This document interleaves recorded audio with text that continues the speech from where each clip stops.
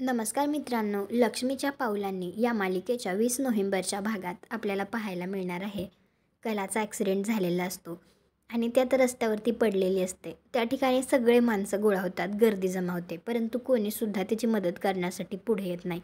त्यावेळी तिथे आता नवीन एंट्री होते. एक मुलगी येते आणि ती कलाच्या जवळ येऊन तिला म्हणत असते, तुम्हाला काही होणार नाही, मी वाचवेल तुम्हाला. आणि ती त्या लोकांना म्हणत असते की तुम्ही सगळे काय करताय, असं बघत बसण्यापेक्षा मदत करा. परंतु कोणी मदतीला पुढे येत नाही. त्यावेळी ती आता ॲम्ब्युलन्सला बोलवते. तर तिथे ॲम्ब्युलन्स येते. ती कलाला म्हणते की मी वाचवेन तुम्हाला, तुम्हाला काहीच होणार नाही. त्यानंतर आता कलाला हॉस्पिटलमध्ये ॲडमिट केलं जातं. तर कला आता डॉक्टरांना विचारत असते, मला इथे कोणी आणलं डॉक्टर? तर डॉक्टर तिला सांगतात, सुकन्या, स्वतःला हृदयाचा त्रास असूनसुद्धा तिने रिस्क घेऊन तुला वाचवलं. तुम्हाला काय वाटतं, आता ही सुकन्या नक्की कोण असेल?